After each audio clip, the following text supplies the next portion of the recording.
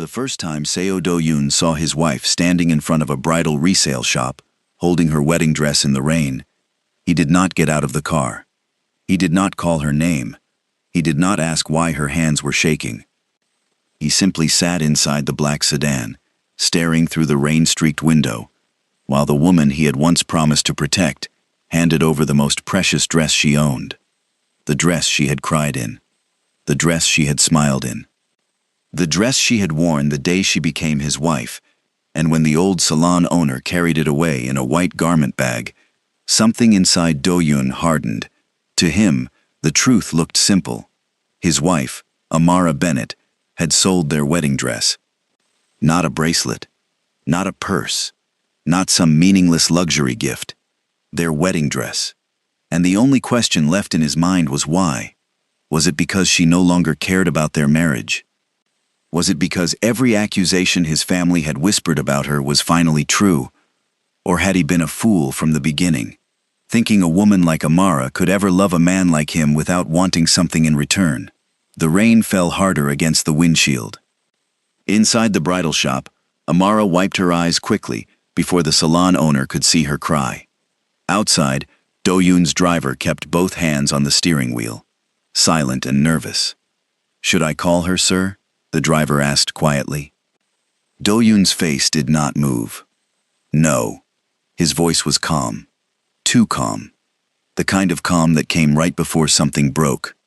He watched Amara take a small envelope from the salon owner. He watched her bow her head. He watched her walk back into the rain without the dress.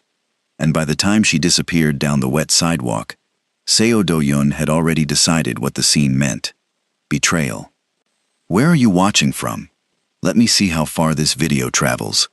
And if you enjoy emotional stories about love, betrayal, sacrifice, and the kind of truth that comes out only after everything almost falls apart, make sure you subscribe and stay until the end, because what Do-yoon discovered later about that wedding dress would make him regret every cold word he ever said to his wife. But the truth did not begin in that bridal shop. It began 2 years earlier, long before the rain, long before the hospital bills, and long before Amara became the most misunderstood woman in one of Seoul's most dangerous families. 2 years earlier, Amara Bennett was not anyone's wife. She was just a young black woman from Atlanta, trying to survive in Seoul, with a sewing kit, a rented room, and a heart full of memories she rarely spoke about. She worked backstage at luxury fashion events, repairing torn gowns, adjusting hems, steaming dresses, and making rich women look flawless before they walked into rooms where no one knew her name. To most people, Amara was invisible, a quiet woman with gentle hands, a foreigner, a worker, someone people called only when something needed fixing. But fabric had always meant more to her than work. When Amara was a child, her mother, Evelyn Bennett, used to sit beside the window in their tiny Atlanta apartment, with a sewing machine humming between them. Evelyn had deep brown skin, tired eyes, and hands that could turn plain cloth into something beautiful. She taught Amara how to stitch slowly, how to feel the grain of fabric, how to respect every thread. "Clothes remember," Evelyn used to say. "They remember the hands that made them. They remember the person who wore them. They remember love." Amara had not understood it then. She understood it after her mother died. Evelyn had left behind a small box of sketches. Most were unfinished, but one drawing stayed with Amara longer than all the others. A wedding dress, not a grand palace dress, not something made for showing off.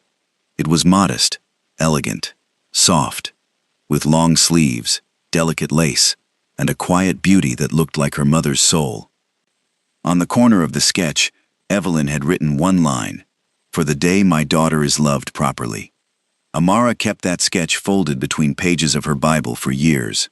She told herself she would never marry, unless the man who loved her understood the meaning of that dress. Then she met Seo Do-yoon. It happened at a charity gala in Seoul during winter. The ballroom was filled with wealthy families, celebrities, politicians, and men who smiled like they had secrets under their tongues. Do-yoon entered late. Everyone noticed. Conversations lowered. Heads turned. Not because he was loud. Do-yoon was never loud. He was the kind of man who could silence a room just by walking into it. He wore a black suit with no tie. His black hair brushed back. His face calm. His eyes unreadable. People called him a businessman. Others called him a mafia boss. The truth sat somewhere between those two names, dark and complicated. He had inherited power after his parents died, when he was still young. Power, enemies, companies, debts, family loyalty, and the kind of responsibility that made a boy grow into a cold man before he ever had the chance to be gentle. Do-yoon had learned early that trust was expensive. He had watched relatives fight over inheritance beside his parents' funeral flowers. He had watched business partners bow to his face and betray him behind closed doors. He had watched love become a weapon in the hands of people who wanted access to his name. So he kept everyone at a distance. Then, backstage at that gala, one of the models tore the side seam of a designer gown minutes before she was supposed to appear. People panicked. Assistants shouted. The designer blamed everyone. Amara stepped forward quietly and said, "Give me 5 minutes." No one believed her. Do-yoon watched from the edge of the room as she knelt beside the trembling model and began repairing the gown with calm hands. She did not flatter anyone. She did not panic. She did not even look impressed by the important people around her. When the designer snapped at her, Amara simply looked up and said, "If you keep shouting, your model will cry and ruin her makeup. Let me work." The room froze. No one spoke to people like that in Do-yoon's world, especially not someone who was supposed to be invisible. But Do-yoon almost smiled. Almost. 5 minutes later, the gown was repaired so perfectly that no one could tell it had ever been damaged. The model walked.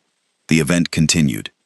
And Do-yoon, who had spent years ignoring beautiful women who tried too hard to catch his attention, found himself watching the quiet seamstress who had not tried at all. He found her later near the service hallway, packing her sewing kit. "You are brave," he said. Amara looked at him, not bowing, not trembling. "I was working," she answered. "Most people are afraid to speak honestly in this building." Then most people must be very tired. That time, Do-yoon did smile. It was small, brief, but Amara saw it. Their story did not become love immediately. Do-yoon did not know how to love quickly. Amara did not trust powerful men easily, but he began finding reasons to appear at events where she worked. A torn cuff, a loose button, a charity gown that needed alteration. Each time, Amara treated him like a man, not a legend. She refused his expensive gifts. She corrected him when he was arrogant. She told him when he looked tired. And once, when a drunk guest insulted her accent and asked if she was one of the hired foreigners, Do-yoon stepped forward, ready to destroy the man with a single sentence. Amara stopped him with one look. Then she faced the guest herself. "I am hired," she said calmly. "But unlike you, I am useful." Do-yoon remembered that line for months. He remembered the dignity in her voice. He remembered how she refused to borrow his power, when she still had her own. Slowly, the wall around him cracked. He told her about his parents, about the funeral, about relatives who smiled while counting what they could take.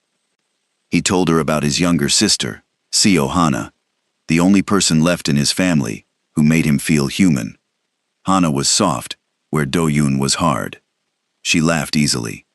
She loved music, pastel sweaters, sweet coffee, and romantic dramas. She accepted Amara before the rest of the family knew what to do with her. "You make my brother less scary," Hana once whispered to Amara. Amara laughed. "I don't think anyone can make your brother less scary." "No," Hana said. "But when he looks at you, he remembers he has a heart."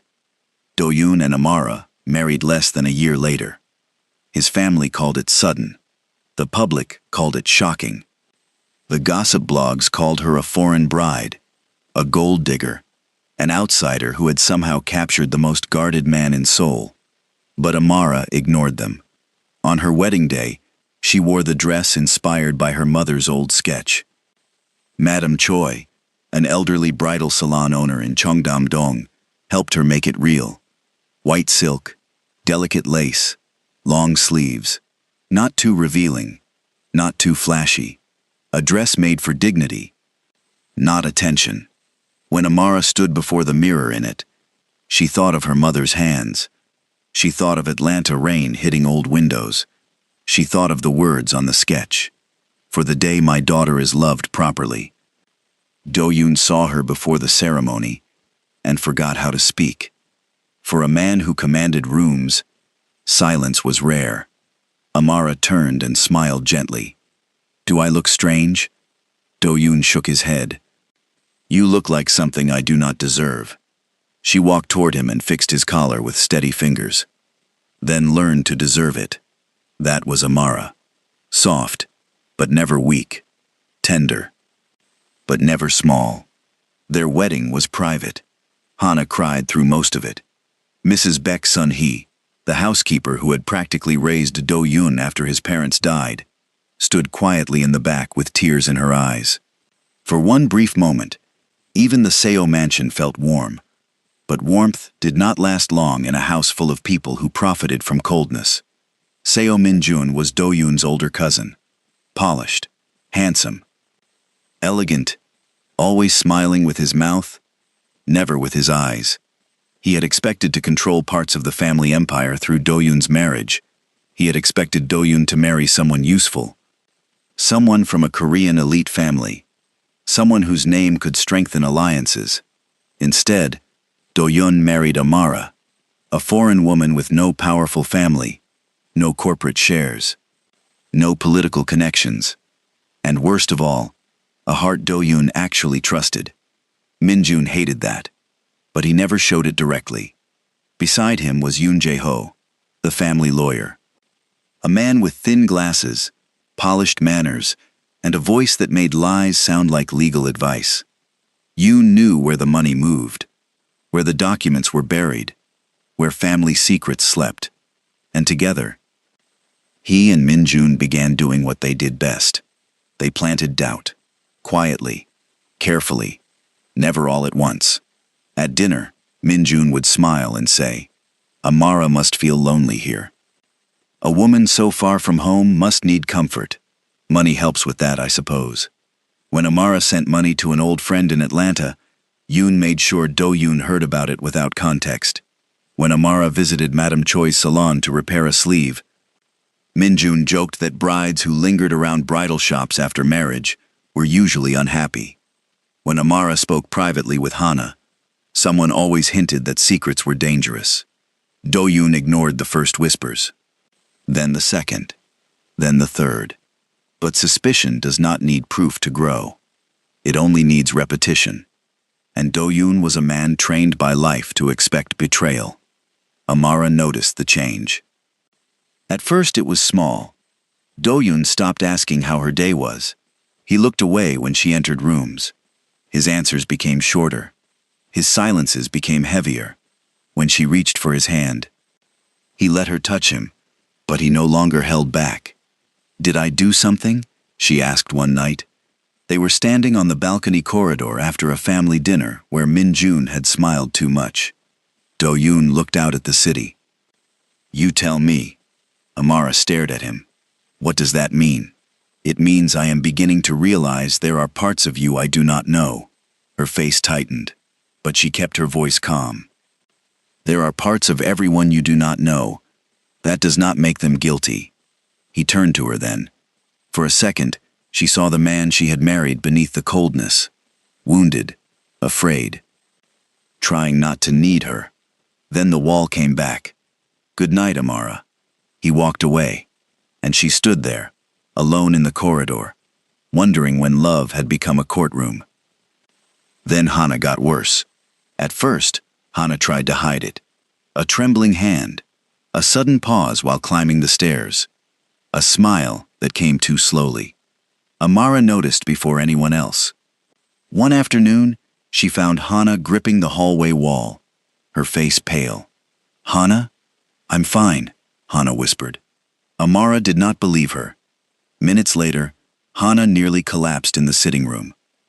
Mrs. Beck rushed in. Amara held Hana against her chest and called Dr. Park Yoon-so, the family's trusted cardiothoracic surgeon.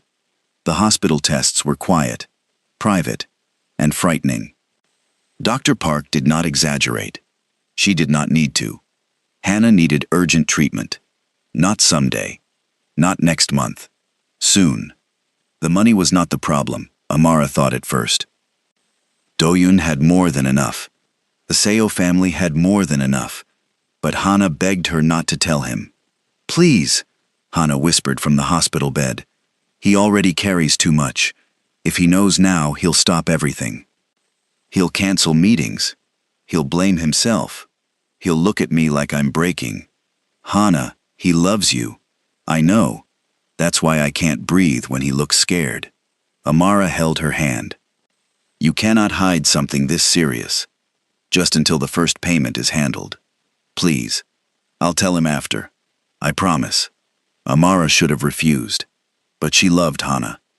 And she understood what it meant to want to protect someone from fear. So she went to Yoon Jae-ho. She thought, as the family lawyer, he could quietly arrange the hospital payment without creating panic.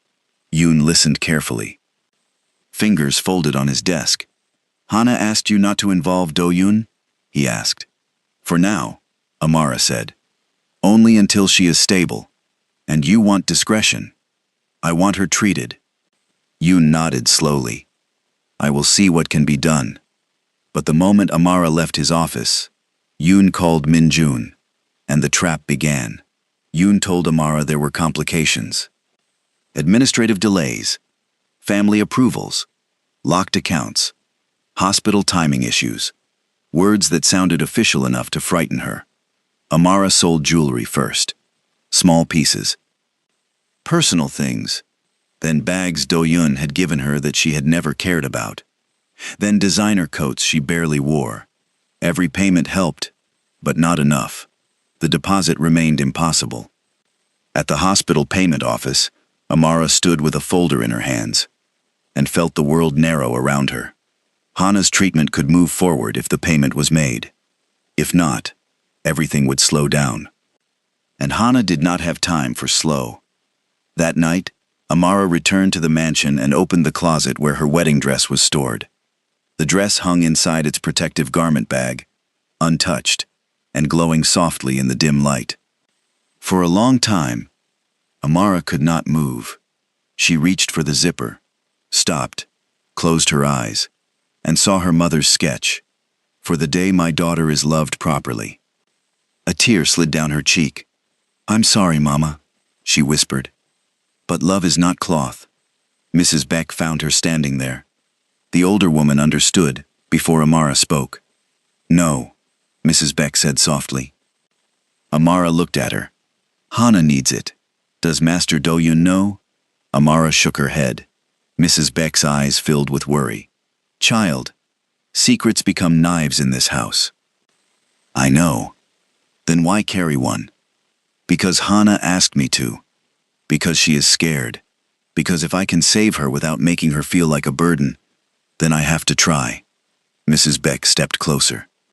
"And who will save you?" Amara did not answer. The next morning, she left the mansion carrying the dress. Kang Tae-sik, the family driver, saw her. Kang was not evil. He was weak. And weak men are easy to use when powerful men know where to press. Min-jun had already frightened him. Yoon had already instructed him. Report where Amara goes. Report who she meets. Report what she carries. So Kang followed. He watched Amara enter Madame Choi's bridal salon. He sent the location. He sent the time. He sent enough for Yoon to twist. Inside the salon, Madame Choi recognized the dress immediately. She touched the garment bag as if touching a memory. "You cannot be here to sell this." Amara's lips trembled. "I need to. Did something happen to your marriage?" Amara shook her head too quickly. "Number. It is not that. Then let me lend you the money. No, Amara, I cannot owe more kindness than I can repay. Madame Choi studied her face. Then she said quietly, "This dress was made from love." Amara swallowed. "That is why it has to become love again." Madame Choi did not fully understand, but she understood pain. She gave Amara what she could. More than resale value. Less than the dress deserved. No amount could have matched what it cost Amara to let it go. That was the moment Do-yoon saw her from the sedan. He saw the dress leave. He saw the envelope. He did not see the hospital bill. He did not see Hana's trembling hands. He did not see Amara crying in the restroom before she walked back into the rain. He saw only what Min-jun and Yoon had prepared him to see. A wife selling the symbol of their marriage.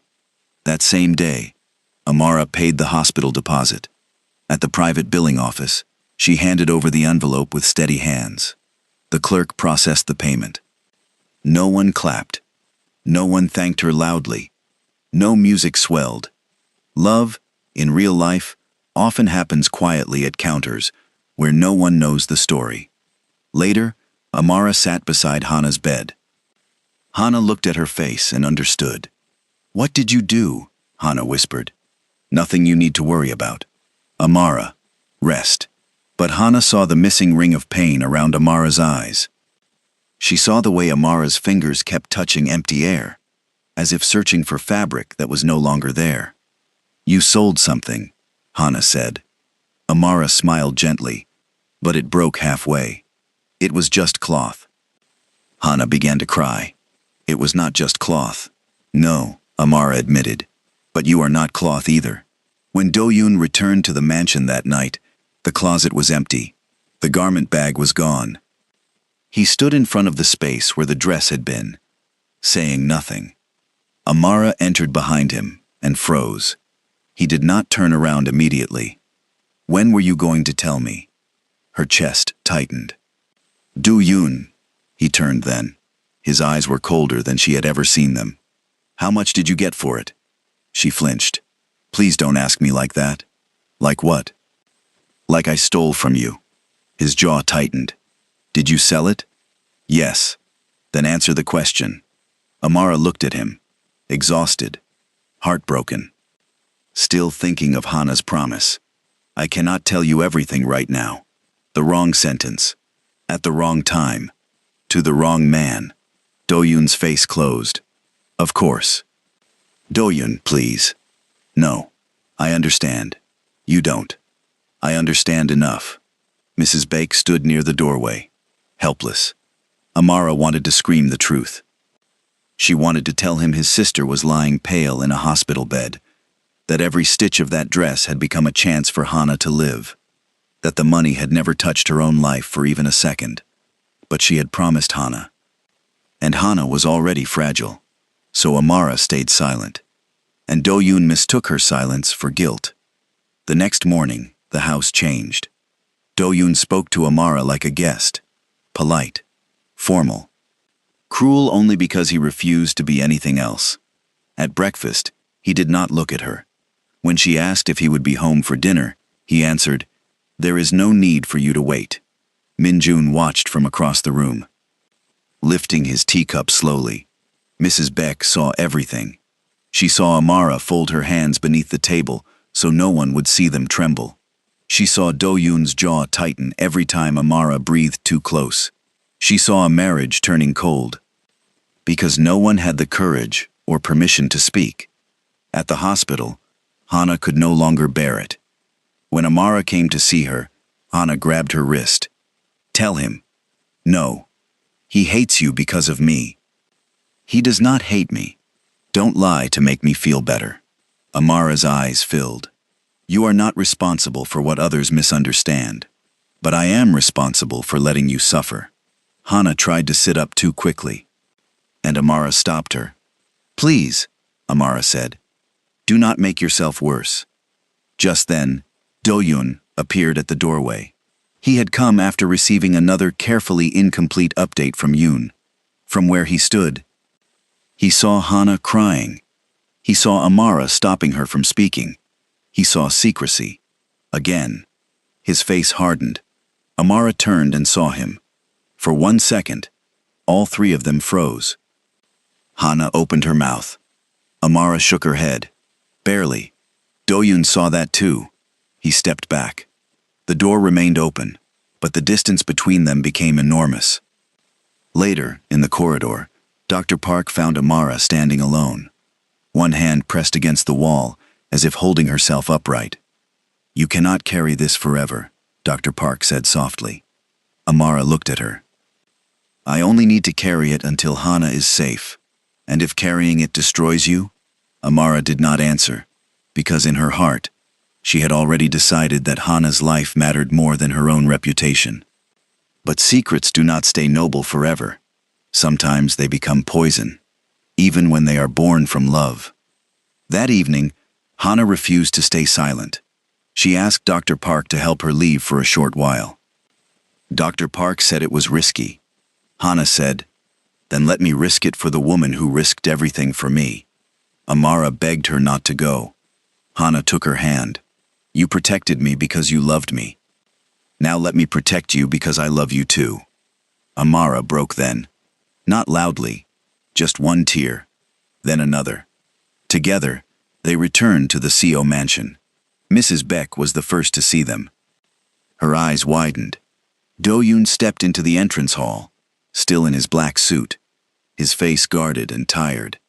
Amara supported Hana carefully. Hana looked pale, but her eyes were clear. "Appa," Hana whispered. Do-yoon moved toward her immediately. "What are you doing here? You should be at the hospital." "I came because you would not listen to her." His eyes flicked to Amara. Amara looked down. Hana tightened her grip on Amara's hand. "She sold the dress for me." The room went silent. Do-yoon stared at his sister. Hana's voice shook, but she continued. "My treatment, the deposit, the payment you thought she hid from you. It was for me." Do-yoon did not move. Hana began to cry. "I asked her not to tell you. I was scared. I did not want you to look at me like I was dying. I did not want to become another burden in your life." "Hana, listen to me. She begged me to tell you. She wanted to tell you. I made her promise. And while you were punishing her, she was the only reason I got treated." Do-yoon's face changed. Not all at once. First confusion, then denial, then horror. He looked at Amara. She still would not defend herself. Even now, she looked more worried about Hana standing too long than about her own vindication. Dr. Park arrived soon after, serious and urgent. "Hana needs to return now," she said. The emotional truth had arrived, but the medical danger had not waited politely. Do-yoon acted at once. The cold husband disappeared. The protective brother returned. He ordered the car. Lee Jin-woo appeared at the entrance, alert and silent. Amara helped Hana into the black sedan. Do-yoon sat across from them as rain began falling again over Seoul. Inside the car, the silence was unbearable. Amara held Hana close, whispering for her to breathe slowly. Do-yoon watched her hands. Those same hands he had accused. Those same hands had sold the dress, paid the bill, held his sister, protected his family. And he had looked at those hands like they were guilty. His throat tightened. He wanted to speak, to apologize, to ask forgiveness. But Hana's breathing was uneven, and Amara's attention was fully on her, so Do-yoon said nothing. The hospital swallowed them in blue-white light. Dr. Park and the medical team took Hana into urgent care. Amara followed until she was stopped at the corridor. Do-yoon stood behind her, helpless for the first time in years. Lee Jin-woo approached quietly. Do-yoon did not look away from the corridor doors. "Find out who knew," he said. Jin-woo understood. "Everything? Everything." That night, while Hana was being prepared for treatment, Jin-woo began pulling at the threads of the lie. He started with Kang Tae-sik. In the underground garage, Kang could barely meet his eyes. Jin-woo did not shout. He did not threaten. He simply asked the right questions in a calm voice. "Who told you to follow Mrs. Seo?" Kang swallowed. "I was only asked to report movements." "By whom?" Silence. Jinwoo stepped closer. "Kang, a woman sold her wedding dress to save Miss Hana. Someone turned that into betrayal. If you stay silent now, you are still helping them." Kang's eyes filled with shame. He looked toward the black sedan. Then he whispered, "Lawyer Yoon." "And Min Jun?" Kang closed his eyes. "Yes." Jinwoo brought the confession to Do-yoon. But Do-yoon wanted more than words. He wanted proof strong enough to crush every lie he had trusted. Jinwoo went to Madame Choi's bridal salon before dawn. The old woman opened the door in a robe and cardigan, her face tightening when she saw him. "Is Amara in trouble?" she asked. Jinwoo paused. "She has been in trouble for a long time." Madame Choi brought out the garment bag. She had not resold the dress. Something about Amara's face that day had stopped her. "I could not let it go," Madame Choi said quietly. "Not yet." She showed him the sale envelope, the preserved lace, her own record of the transaction, though Jinwoo did not need to read every word to understand the timeline. "She said it was not the end of her marriage," Madame Choi said. "She said the dress had to become love again." Jinwoo carried that sentence back like evidence no document could match. Dr. Park confirmed the payment. The amount, the timing, the fact that it had been made directly toward Hana's treatment. When Do-yoon heard everything, he stood in the VIP hospital corridor holding a small lace piece from the dress. The lace looked fragile between his fingers, too delicate for a man who had broken so much with silence. He remembered Amara on their wedding day. "You look like something I do not deserve. Then learn to deserve it." He had failed. Not because he had been tricked. Being tricked was not the deepest wound. He had failed because he had believed the trick so easily, because the world had taught him to expect betrayal. And instead of fighting that fear, he had handed it a weapon and aimed it at his wife. Kang confessed fully before sunrise. In a private side office inside the mansion, he stood with his head bowed while Do-yoon listened. "I followed her," Kang admitted. "I sent locations, times, photos. I did not know about Miss Hana at first. Later, I suspected something. But Mr. Yoon told me not to ask questions." Yoon stood near the wall, expression controlled but tight. Min Jun stood beside him, face cold. Do-yoon looked at Kang. "Did my wife ever meet another man?" "No, sir." "Did she ever take money for herself?" "No, sir." "Did she ever speak against this family?" Kang's voice broke. "No, sir. She only asked how to protect Miss Hana without frightening you." Do-yoon closed his eyes. That answer hurt more than any insult could have. When he opened them again, he turned to Yoon. The lawyer adjusted his glasses. "Do-yoon, emotions are high. I would advise—" "You no longer advise me." Yoon's mouth closed. Min Jun gave a slow, humorless smile. "Careful, cousin. You are blaming everyone else because you feel guilty." Do-yoon stepped toward him. No shouting, no violence, just a quietness that made the room colder. "I am guilty," Do-yoon said. "But so are you." Min Jun's smile faded.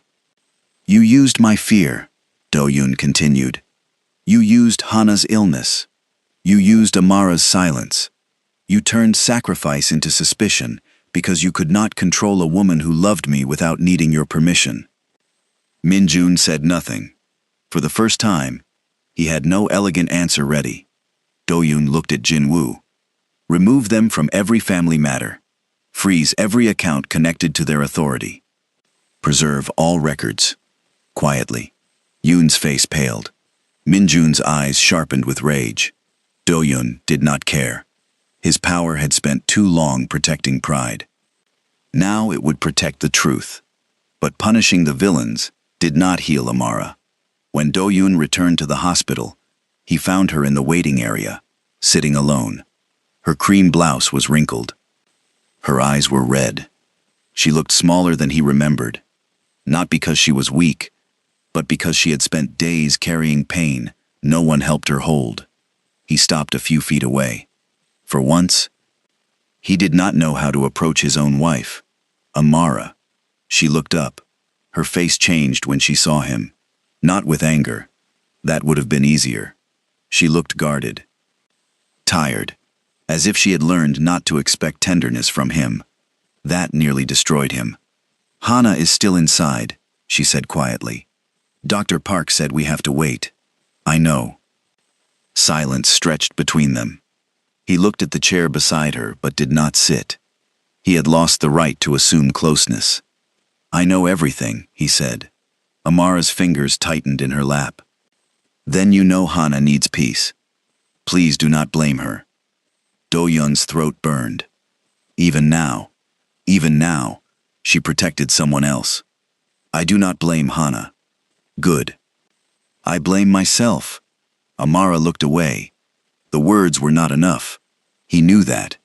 So he lowered himself to his knees in front of her, in a hospital waiting area, in his expensive black suit. With staff passing quietly in the distance, Seo Do-yun, a man feared across Seoul, knelt before the woman he had failed. Amara stared at him, shocked. "Do-yun, don't. I accused you with my silence before I ever asked you for the truth." Her eyes filled. "I tried to tell you there was more. I know. You looked at me like I was dirty." His face tightened with pain. "I know. You let them make me a stranger in my own home." "I know." Her voice cracked. "You made me feel like loving your family was a crime." Do-yun bowed his head. There was no defense. No explanation worthy of the damage. "I am sorry," he whispered. Amara covered her mouth, not because she forgave him, but because the apology reached the part of her that had been waiting to stop bleeding. "I do not know if I can trust you with my heart right now," she said. He nodded. "You should not have to." That surprised her. He lifted his eyes. "Do not forgive me because I am sorry. Do not come back because I ask. I will spend whatever time you give me proving that I can hear you before I judge you." Amara cried silently. Do-yun did not touch her. He waited. After a long moment, she reached down and placed her hand over his. Not forgiveness. Not yet. But not rejection either. Then the hospital doors opened. Dr. Park stepped out. Both of them stood at once. Hana's treatment had gone forward. The danger was not completely gone, but the first major step had succeeded. Hana was stable. Amara broke down then. Do-yun caught himself before reaching too quickly. "This time?" he asked. "May I?" Amara looked at him through tears. Then she nodded. He held her carefully, as if she were something sacred he had once dropped, and was terrified to break again. Days passed. Hana recovered slowly. The mansion changed too. Yoon Jae-ho disappeared from the family office. Seo Min-jun's polished smile no longer opened doors. Kang Tae-sik was removed from his position, though Amara asked that he not be destroyed. "He was weak," she said. "That is not the same as being the architect." Do-yun looked at her with quiet disbelief. "After what he did? I am not asking you to trust him. I am asking you not to become cruel because you are guilty." That was the thing about Amara. Even wounded, she still knew where mercy ended and justice began. Mrs. Beck began bringing tea to Amara's room again. But Amara did not move back into the main bedroom immediately. Do-yun did not ask her to. Every night, he stood outside her door, wished her good night, and left. No pressure, no demand, no wounded pride. For the first time, he loved her without trying to possess her forgiveness. One afternoon, Madame Choi came to the hospital. In her hands was the white garment bag. Amara saw it and stood frozen. "Madame Choi?" The old woman smiled softly. "I told myself I was waiting for the right buyer, but I think I was waiting for the truth." She opened the bag. The wedding dress was still there. The silk had been cleaned, the lace repaired, every delicate piece preserved. Amara touched it with trembling fingers. "I sold it." Madame Choi shook her head. No, you transformed it. Do-yoon stood behind Amara, his eyes wet. I bought it back, he said quietly. But only because Madame Choi allowed me to. And only after she made me promise I understood that money was not what returned it. Amara looked at him. What did? He swallowed. The truth. And the fact that you never stopped loving us. Even when we gave you every reason to. Amara looked back at the dress. For the first time since selling it, she thought of her mother without shame. Love is not cloth. But sometimes cloth remembers love. Weeks later, when Hannah was strong enough to stand in the garden, Mrs. Beck arranged a small private ceremony. No media, no family elders, no business partners, no one who needed to be impressed. Just Hannah in a soft pastel cardigan, Mrs. Beck crying before anything even started, Madame Choi adjusting the sleeve of the restored dress, and Do-yoon standing beneath pale morning light, waiting for Amara. When she stepped into the garden wearing the dress again, Do-yoon did not react like the first time. The first time, he had thought she looked like something he did not deserve. This time, he knew it. Amara walked toward him slowly. Her curls framed her face. Her eyes were steady.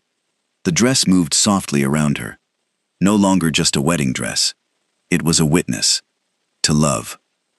To misunderstanding. To sacrifice. To a woman who had been accused because she chose silence for someone else's sake.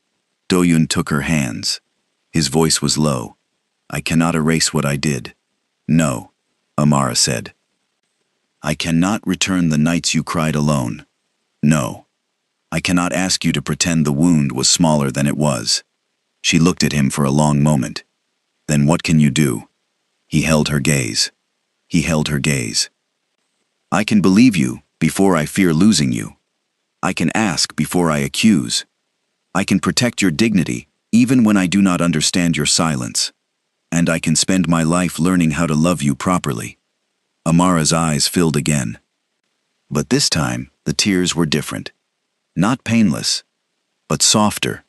She thought of her mother's sketch. For the day my daughter is loved properly. Maybe proper love was not love without mistakes. Maybe it was love that stopped hiding behind pride. Love that listened. Love that repaired what it tore. Love that learned the cost of silence. And never again confused sacrifice for betrayal. Hannah stepped forward with tears in her eyes. You both look like a drama ending, she whispered. Mrs. Beck sniffed loudly. It is better than a drama. In dramas, people take too long to explain. Amara laughed. A real laugh. Small, but real. Do-yoon looked at her like a starving man seeing morning. And for the first time in weeks, the garden did not feel like part of a mansion built on power. It felt like a home. Later, after everyone left them alone, Do-yoon and Amara stood beneath the quiet trees. He did not kiss her immediately. He did not assume.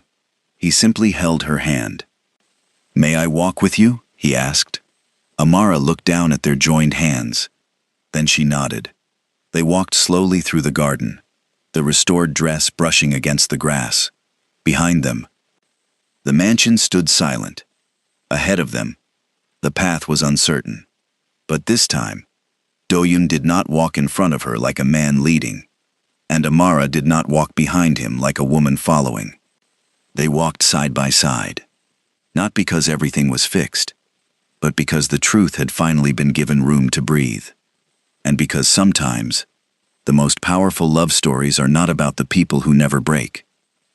They are about the people who learn, painfully and humbly, that trust is not proven when everything looks perfect.